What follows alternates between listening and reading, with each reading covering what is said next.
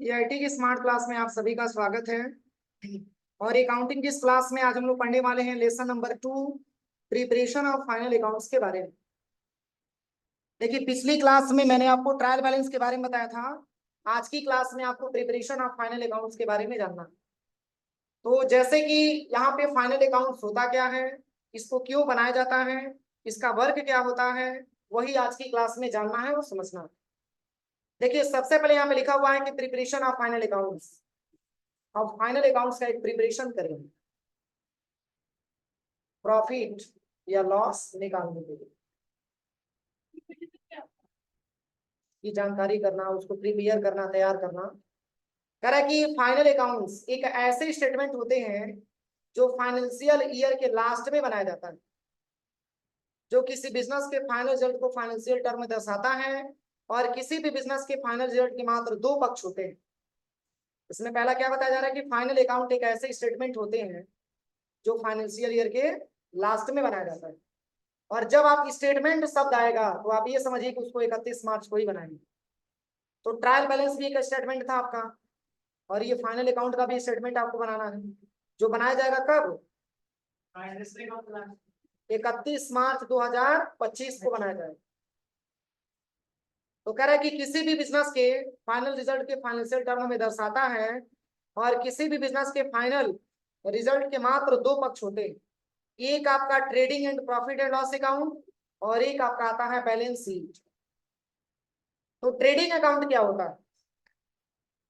तो trading account के बारे में हम बात करें तो कह रहे हैं कि ट्रेडिंग अकाउंट मुख्य रूप से गुड्स की परचेज और सेल से संबंधित होता है। समझ में आ रहा है ना? ट्रेडिंग बना हुआ है ट्रेड से। और ट्रेडिंग बिजनेस के बारे में मैंने आपको इसके पहले भी बताया था कि ट्रेडिंग बिजनेस एक प्रकार की ऐसी बिजनेस होती है जिसमें हम किसी प्रोडक्ट को बेचने से पहले उस प्रोडक्ट को परचेज करते हैं, खरीदते हैं, और तब जाकर के बेचते हैं। ऐसे बिजनेस को ट्रेडिंग बिजनेस नाम दिया जाता है। तो यहाँ पे कह रहा है कि ट्रेडिंग मुख्य रूप से गुड्स की परचेज और सेल से संबंधित होता है, जिसमें व्यवसाय की ग्रॉस प्रॉफिट या ग्रॉस लॉस को दर्शाया जाता है, जिसमें एडमिनिस्ट्रेशन, सेलिंग और फाइनेंशियल एक्सपेंस को शामिल नहीं किया जाता है। और ट्रेडिंग अकाउंट का फॉर्मेट निम्नलिखित होता है। देखिए, ट्रेडिंग अकाउंट के माध्यम से हम अपनी बिजनेस में, ग्रॉस का मतलब होता है अनुमान लगाना। ग्रॉस का मतलब अनुमान लगाना। ये अनुमान लगाते हैं कि हमारे बिजनेस में प्रॉफिट हुआ है कि लॉस हुआ। ये भी किसके माध्यम से? ट्रेडिंग अकाउंट के माध्यम से। ये भी फाइनल अकाउंट के अंतर्गत आता है, लेकिन ट्रेडिंग अकाउंट के अंतर्गत बस हम केवल यही पता लगा पाते हैं कि हमारे बिजनेस में प्रॉफिट हुआ है कि लॉस हुआ है। वो भी केवल अनुमान लगाते हैं। ये पूरी तरीके से हम कह नहीं सकते कि हमारे बिजनेस में ये लॉस हुआ है या प्रॉफिट हुआ है। ये हम अनुमान लगा करके बोल सकते हैं। समझ में आ रहा है ना? लेकिन आप ट्रेडिंग अकाउंट बनाएंगे कैसे? तो ट्रायल बैलेंस के आधार पे बनेंगे। जो हमारा ट्रायल बैलेंस इसके पहले जो मैंने आपको पढ़ाया था ना, उसी के आधार पे आपको ट्रेडिंग अकाउंट बनाना होगा। क्योंकि ट्रायल बैलेंस में परचेज आया था कि नहीं आया था? परचेज टर्न आया था कि नहीं आया था? सेल्स भी आया था, खर्च भी आया था कि नहीं आया था? तो वो सारा जो है मिक्स करके, सारा जो है जोड़ करके, और हम एक उसका एक ट्रेडिंग अकाउंट का स्टेटमेंट तैयार करेंगे, ये जांच करने के लिए कि हमारे बिजनेस में ग्रॉस लॉस हुआ या ग्रॉस प्रॉफिट हुआ। समझ में आ रहा है ना? तो लेकिन मैंने आपको बताया था ट्रायल बैलेंस में एक बार पार्टिकुलर मैंने लिखा हुआ था, इसके बाद से डेबिट का अमाउंट, और फिर इसके बाद से क्रेडिट का। उसमें मात्र 3 ही कॉलम बना था ना। लेकिन इसका फॉर्मेट क्या है? अलग। इसमें देखिए, एक आपका पार्टिकुलर, फिर एक बार अमाउंट, फिर पार्टिकुलर, और फिर अमाउंट। अब इसको हम समझेंगे कैसे? तो अभी मैंने आपको बताया है कि ट्रेडिंग अकाउंट बनाएंगे किसके आधार पे? ट्रायल बैलेंस के आधार पे। किसके आधार पे? ट्रायल बैलेंस के आधार पे। क्योंकि ट्रायल बैलेंस अगर आपका निकालना आ गया तो ट्रेडिंग अकाउंट बनाना आपके लिए क्या होगा? आसान होगा। अगर ट्रेडिंग अकाउंट बनाना आ गया तो पीएल अकाउंट बनाना आपके लिए क्या होगा? आसान होगा। अगर पीएल अकाउंट आपके बनाना आ गया तो बैलेंस शीट भी बनाना क्या होगा? आसान होगा। ये सब एक दूसरे से लिंक के माध्यम से जुड़ा हुआ है। तो जैसे कि ट्रायल बैलेंस में क्या मैंने आपको बताया है कि बिजनेस में प्रॉफिट हुआ है कि लॉस हुआ है? बोलिए। उसमें बस मैंने केवल आपको यही बताया है कि जितना आपका डेबिट का बैलेंस है उतना ही आपका क्रेडिट का बैलेंस। ये छांटने के लिए मैंने एक ट्रायल बैलेंस के बारे में आपको मैंने बताया था।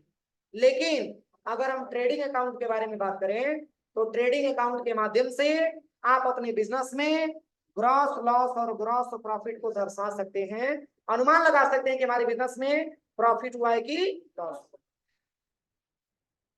तो ध्यान दीजिएगा, यहाँ पे एक तरफ आपको इस तरीके से टेबल आपको बनाना होगा और यहाँ पे लिखिएगा trading account for the year ending example 31 मार्च 2016 का बना हुआ है, लेकिन आप बनाएंगे तो 31 मार्च 2025 हो जाएगा।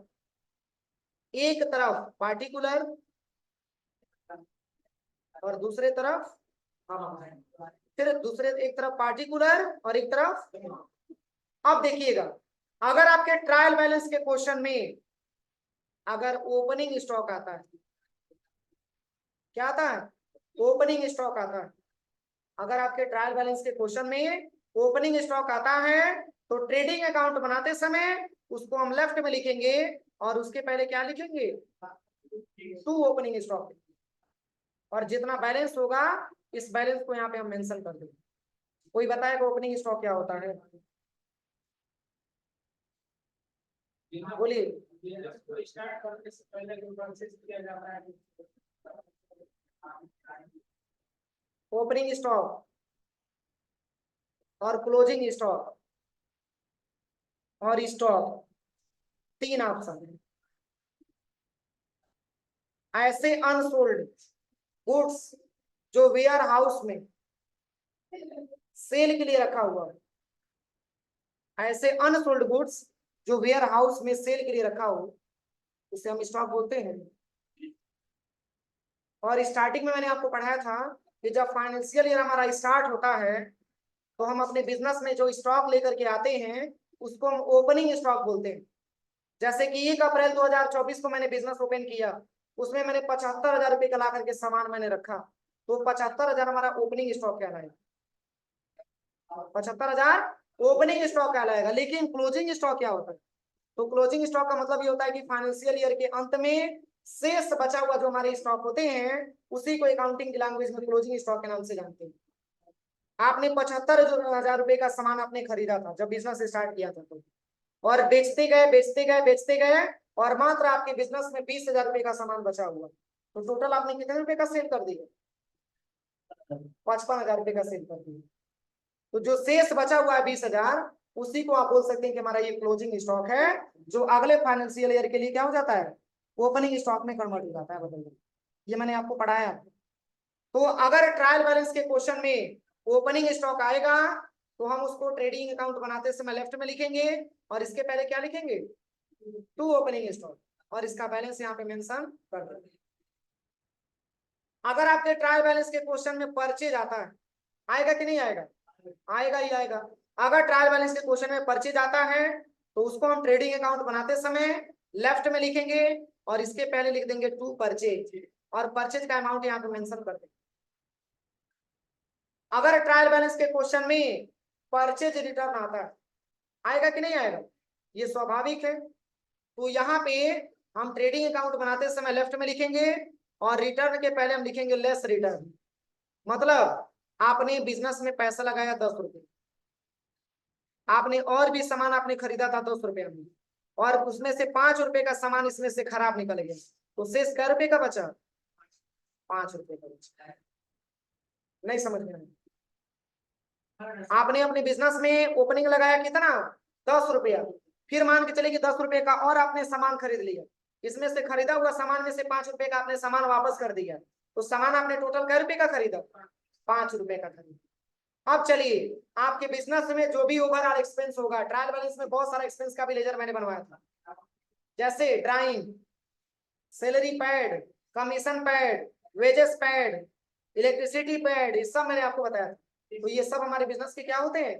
खर्च होते हैं। तो जितने भी ट्रायल बैलेंस के क्वेश्चन में खर्च आएगा तो मतलब कि यहाँ पे ट्रेडिंग अकाउंट बनाते समय लेफ्ट में लिखेंगे और इसके पहले लिखेंगे टू डायरेक्ट एक्सपेंस, और कै रुपया खर्चा इसको जोड़ करके आप यहाँ लिख दीजिएगा। मान के चलिए कि खर्चा हो गया कितना?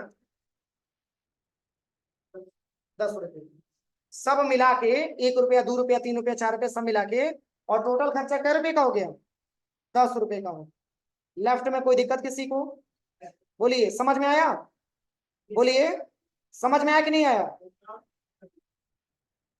देखिए, अगर हमारे ट्रायल बैलेंस के क्वेश्चन में अगर ओपनिंग स्टॉक आता है तो ट्रेडिंग अकाउंट बनाते समय लेफ्ट में लिखेंगे और यहाँ पे लिखेंगे टू ओपनिंग स्टॉक और उसका बैलेंस यहाँ पे मेंशन कर देंगे। अगर ट्रायल बैलेंस के क्वेश्चन में परचेज आता है तो उसको लेफ्ट साइड में लिखेंगे ट्रेडिंग अकाउंट बनाते समय, उसके पहले क्या लिखेंगे? टू लिखेंगे और यहाँ पे उसका अमाउंट लिख देंगे। अगर हम परचेज किया हुआ सामान 10 रुपए का खरीदे थे, 5 रुपए का वापस कर दिए तो उसको परचेज रिटर्न बोला जाएगा ना, तो परचेज रिटर्न से पहले हमको लेस रिटर्न लिखना होगा, उसका अमाउंट हमको लिखना होगा। तो जो कैलकुलेशन करने के बाद जो शेष बचेगा वो अमाउंट फाइनल अकाउंट में लिख देंगे हम। इसके बाद से जो भी आपके बिजनेस का ओवरऑल खर्चा होगा वो सब जोड़ करके आप एक जगह लिख दीजिए, हो जाएगा। कोई दिक्कत? बोलिए, समझ में आया कि नहीं आया? समझ में आया है? चलिए अब हम चलते हैं राइट साइड। अभी तो ये सब हमारे बिजनेस का खर्चा था, अभी नहीं, अभी इसको होल्ड पे रखो। अब यहाँ पे हम चलते हैं राइट साइड में। अगर ट्रायल बैलेंस के क्वेश्चन में आपका आता है सेल्स, तो इनकम एक एक्सपेंस है, तो उसको ट्रेडिंग अकाउंट बनाते समय राइट में लिखेंगे और सेल्स से पहले हम लिखेंगे बाई सेल, और कै रुपए का सेल किया आपने उस अमाउंट को आप यहाँ पे मेंशन कर दीजिए।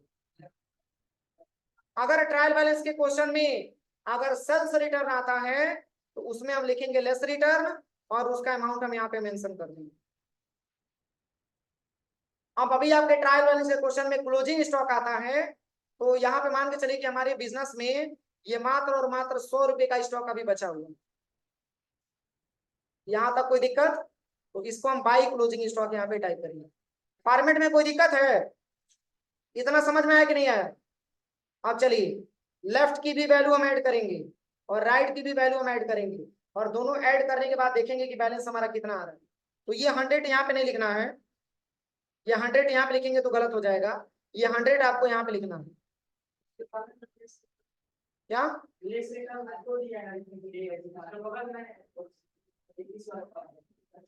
क्या दिया है?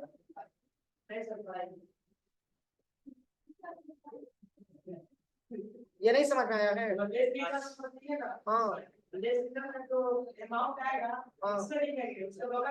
उसके बगल में तो 15 रुपया का आपने बेचा था, 10 रुपए का वापस हो गया, तो कै रुपया का आपने सामान बेचा? 5 रुपए का। अब क्लियर हुआ? अब देखिए, अब इस बैलेंस को छोड़ दीजिएगा और इधर इस साइड के बैलेंस को छोड़ दीजिएगा, केवल ये वाला अमाउंट आप जोड़ना। अब देखिए अगर हम लेफ्ट में जोड़ेंगे तो कितना आएगा? लेफ्ट में जोड़ेंगे तो टोटल कैसा कितना पैसा आएगा? 25 रुपया। कितना आ रहा है? 25 रुपया। और राइट में जोड़ेंगे तो कितना आएगा? 105 रुपया। तो किस साइड ज्यादा है और किस साइड कम है? राइट में ज्यादा है और लेफ्ट में कम। राइट में ज्यादा है और लेफ्ट में कम है। अब देखिए जितना कम है, अब इसमें से अगर हम 105 में से अगर 25 माइनस करेंगे तो कितना बचेगा बताइए? 80। यानी कि राइट में 105 है और लेफ्ट में मात्र 25 है। तो अब हम देखेंगे तो राइट साइड में हमारा अमाउंट ज्यादा है, तो जितना अमाउंट ज्यादा होगा उतना अमाउंट ला करके हम जितना कम होगा उसमें क्या कर देंगे? जोड़ देंगे। अगर यहाँ पे 80 रुपया और हम जोड़ दें तो ये बैलेंस हमारा दोनों इक्वल हो जाएगा। अब ये तो ऑलरेडी 105 है ये है, और ये भी 25 में 80 जुड़ेगा तो कितना हो जाएगा? 105। तो लेफ्ट में भी 105 आ गया, राइट में भी 105 आ गया, लेकिन हमने किस साइड जोड़ा है? लेफ्ट में जोड़ा है। कितना रुपया? 80 रुपया। तो ये हमारे बिजनेस का क्या हो जाएगा? Gross profit. नहीं समझ में? नहीं समझ में? नहीं समझ में? देखिए मैं बता रहा हूँ।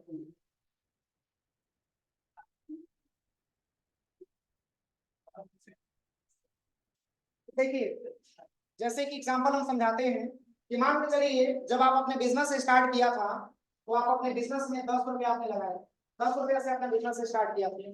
हम छोटे अमाउंट भी इसलिए बता रहे हैं ताकि आपको समझने में आसानी रहे।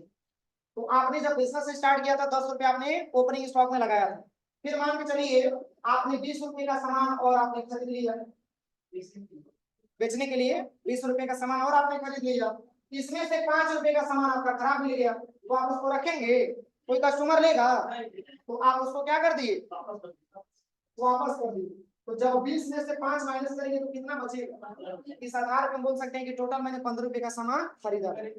अब चलिए, और भी बिजनेस में जो आपके खर्चे थे, लेबर चार्ज है, आपका इलेक्ट्रिसिटी पैड है, वेजेस है, ये सब रेंट पैड है, जो भी है सब मिलाकर के मान के चलिए आपके बिजनेस में खर्चा हो गया टोटल क्या रुपए का? 40 रुपए। अब समझ में आया?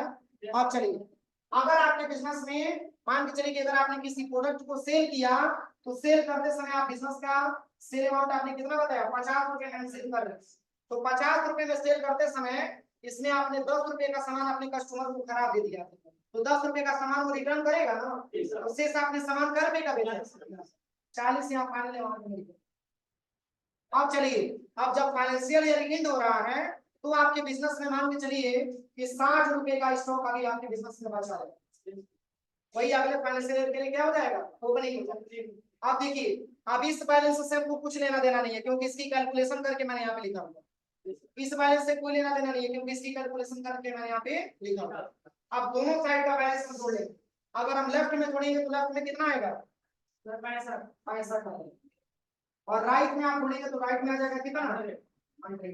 आप दोनों में देखेंगे कि किस साइड का बैलेंस कम है और किस साइड का बैलेंस ज्यादा है। तो लेफ्ट में देखेंगे तो 65 रुपया और राइट में देखेंगे तो 100 रुपया, और राइट वाला ज्यादा है और लेफ्ट वाला कम है, तो कितना और 65 में जोड़ दिया जाए तो 100 के बराबर हो जाएगा। बस इसी में अगर हम इस साइड जोड़ेंगे तो ये मान जो खाली मैंने छोड़ा था इसी में लाकर यहाँ पे हम 30 रुपया की 35 रुपया। अब जब 35 रुपया आप इधर जोड़ेंगे, जब 35 रुपया आप लेफ्ट साइड में जोड़ेंगे तो इस आधार पे कह सकते हैं कि सर हमारा बिजनेस प्रॉफिट में गया है कितने रुपए से?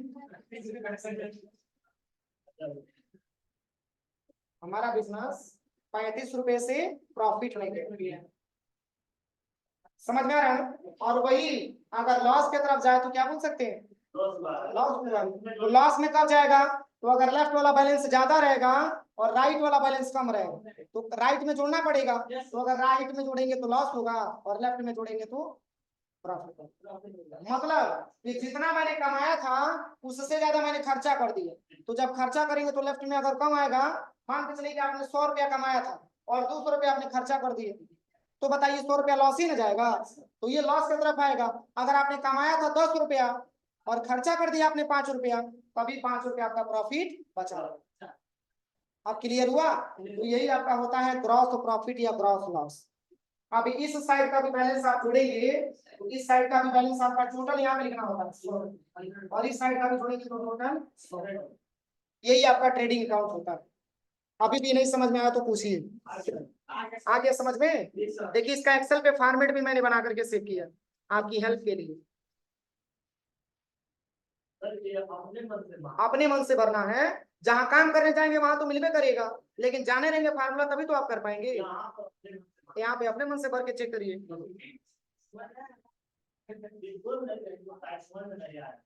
किसको समझ में नहीं? कोई दिक्कत नहीं है, इसीलिए तो हम फॉर्मेट निकाल रहे हैं। कोई दिक्कत नहीं, हम है ना, किस चीज का दिक्कत है? बोलिए जब हम हैं तो किस चीज की दिक्कत है? कोई दिक्कत? जब हम हैं तो मुस्कुराइए। आपके सामने यहाँ पे फॉर्मेट मैंने तैयार करके रखा हुआ। देखिए यहाँ पे जो ये मैंने फॉर्मेट तैयार किया है, अब इसी फॉर्मेट के आधार पे आप समझिए फॉर्मेट आपका क्या क्या है, उसी के आधार पे मैंने बनाया, लेकिन अच्छे से समझने का प्रयास करिए। देखिए यहाँ पे जो मैंने यहाँ पे जो ट्रेडिंग अकाउंट मैंने बनाया है, ये आपका जो है 19,000 रुपए से प्रॉफिट में गया हुआ। मैंने जब बिजनेस अपना स्टार्ट किया था तो मैंने ओपनिंग स्टॉक में रखा था बैलेंस कितना? 15,000 और 80,000 रुपए का मैंने और सामान खरीद लिया। उसमें से 5,000 रुपए का सामान खरीद के वापस कर दिया कि 5,000 रुपए का अगर हम खरीदे हैं तो अगर हम किसी कस्टमर को बेचेंगे तो खरीदेगा नहीं, क्योंकि ये सामान हमारा खराब है। तो टोटल सामान आपने कै रुपए का खरीदा? 75,000 रुपए का खरीदा। तो इस साइड का तो बैलेंस अभी आप छोड़ दीजिए। अब हम चलते हैं राइट साइड में। मान के चले कि उसी प्रोडक्ट को आपने जब सेल किया तो 1,25,000 रुपया में आपने सेल किया, और सेल करते वक्त आपने सेल तो कर दिया, लेकिन 8,000 रुपए का कस्टमर कह रहा है कि भैया ये सामान आप खराब दे दिए, इसको आपने क्या कर लिया? रिटर्न ले लिया। तो शेष आपने कस्टमर को कै रुपए का सामान बेचा? 1,17,000 रुपए का सामान आपने बेचा। और लास्ट में जब आप बिजनेस क्लोज करने जा रहे हैं, जब फाइनेंशियल ईयर लास्ट हो रहा है, तो आपके स्टॉक में अभी 12,000 रुपए का सामान पड़ा हुआ है। अब बताइए अब इसकी कैसे कैलकुलेशन हम करेंगे, जो मैंने बताया बस उसी के बारे में मैं पूछूंगा। बस ये तो समझ में आ ही गया कहाँ से आया है, और ये तो समझ में आ ही गया कहाँ से आया है। आप दोनों बैलेंस को यहाँ पे साइड में इक्वल करके चेक करिएगा, यहाँ पे इक्वल करिए, या चलिए यहीं पे इक्वल कर लीजिएगा, इक्वल सम, और ब्रैकेट ओपन करिएगा, इसमें तीनों बैलेंस, दोनों बैलेंस को जोड़ लीजिए और इंटर करिए, कितना आया है 1,29,000, लेफ्ट में आ गया, सॉरी राइट में आ गया। अब यहाँ पे आपका 15,000 है, ये आपका 75,000 है, और ये आपका खर्चा कितने रुपए का, ये आपका 20,000 रुपये का खर्चा है। अब इन दोनों को सबको जोड़िए, इक्वल करिए, और यहाँ पे सम करिए, ब्रैकेट ओपन करिए। अब इस पूरे डेटा को आप एक साथ जोड़ लीजिए, अब कितना बैलेंस आया आप बताइए। इधर आ गया 1,29,000 और इधर आ गया 1,10,000, मतलब आपने कमाया था 1,29,000 और खर्चा कर दिया आपने 1,10,000। समझ में आ रहा है, आपने कमाया था 1,29,000 और खर्चा कर दिया आपने 1,10,000, तो आपके बिजनेस में प्रॉफिट हुआ है कि लॉस, प्रॉफिट हुआ। तो कितना ज्यादा है 19,000, बस यहीं पे 19,000 दे करके लिख दीजिए, और इसको हाईलाइट करना होता है क्योंकि ये मेन पॉइंट होता है। ये आप बोल सकते हैं कि सर हमारा बिजनेस 19,000 रुपए से प्रॉफिट में गया, कोई दिक्कत। अब चलिए बिजनेस को लॉस में कैसे लेके जाएंगे, तो देखिए मैं बता दे रहा हूँ सिंपल तरीका, इसको लॉस में हम कैसे लेके जाएंगे। लॉस में लेके जाने का बहुत सिंपल तरीका है।